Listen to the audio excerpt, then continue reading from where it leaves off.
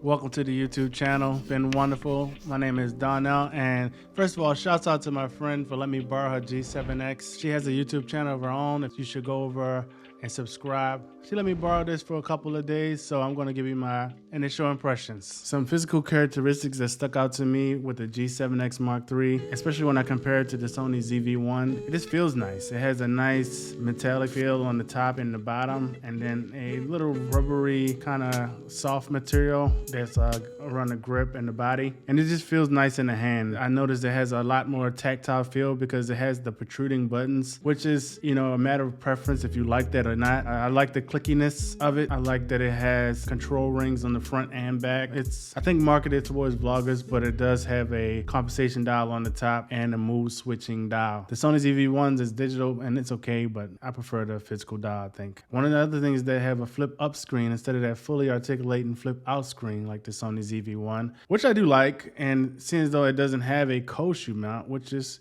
I think, is a shame if you do want to add some external audio. Since you don't have it up there in the first place, then the flip up screen doesn't really interfere with that, so that's good. But luckily for this camera, it does have a external mic. Now my friend, she got this tripod, which is a nice workaround where you can hook up the mic on the side of it. This is a Famol FT20 mini tripod. One of the other physical characteristics that stands out to me is that they have the record button on the back of the camera for some reason. The RX100 did the same thing, and I don't understand that. Even though the placement of that record button on the back is a horrible place, is that they have a record button on the screen,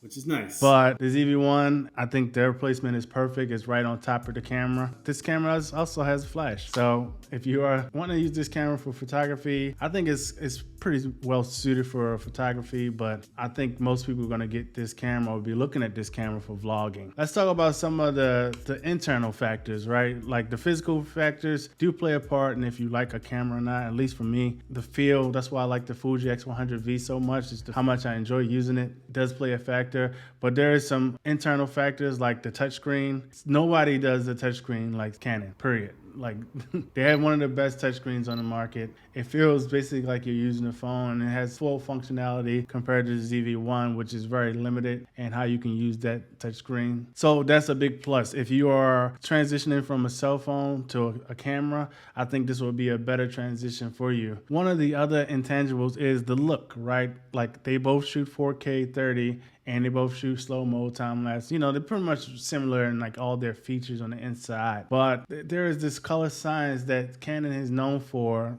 to have just a nice look straight out of the camera. And I usually don't shoot straight out of the camera with my Sonys anyway. I usually either shoot in HLG or S-Log. I'll edit the colors later. But for most people who want to use a small camera like this for vlogging, you know, they don't want to put all that effort into the editing and the coloring and stuff like that. So, and I understand it completely. So that is a factor, and that's something that a lot of people are going to consider. So I'm going to show you samples of both of their colors. I'm going to use a standard picture profile out of both of these cameras. I'm not going to do any additional editing to them. You should be looking at that now as we speak.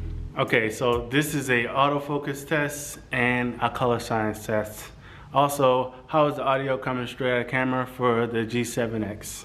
Okay, now I switched over to the Sony ZV-1. This is a color science test as well as a autofocus test. And how is the audio coming out of the Sony ZV-1?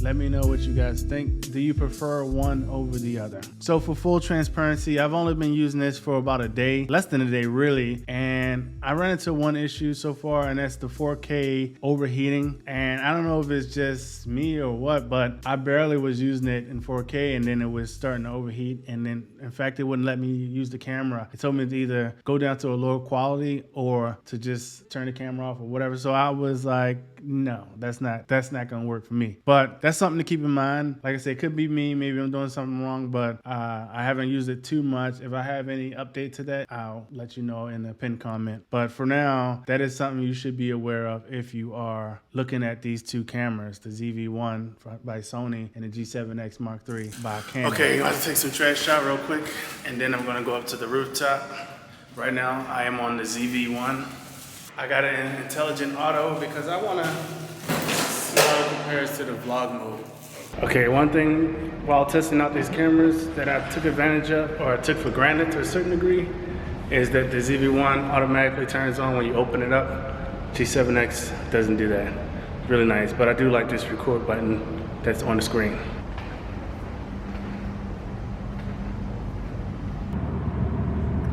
Okay, so let's see how they both in intelligent mode handle backlight.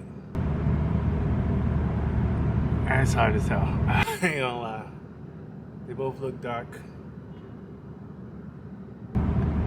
Hopefully the humidity calmed down. I can actually see a little bit on the screen, so. I'm gonna do a quick stabilization test to see if you can see a big difference. I'm holding both cameras together, so.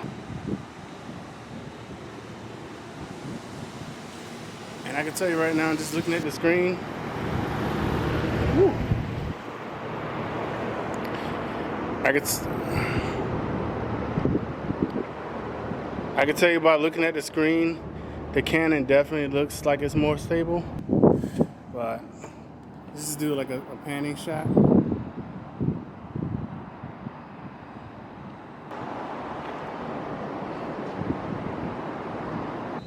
How's it handle that bright light up there? Alright, here you go for vlogging. So this is the Sony on the left. Well, it might be the right, but anyways, this is the Sony in my left hand, and I got the Canon in my right hand. What do you guys think? Let's bring it down. Got some light behind us. Woo. You know.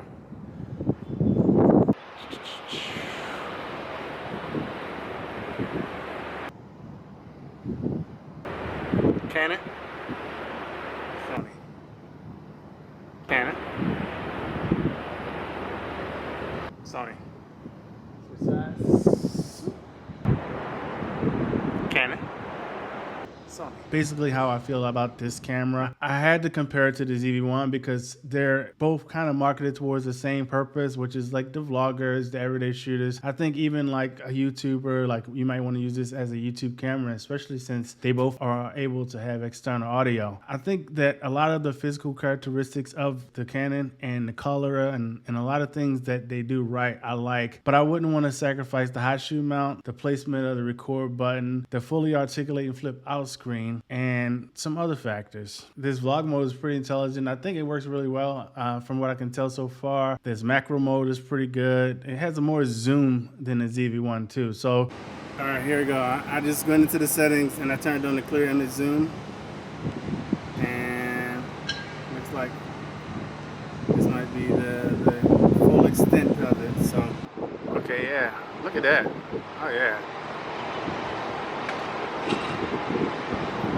Yeah, I don't think this Sony can zoom in that far, even though it looks shaky as shit.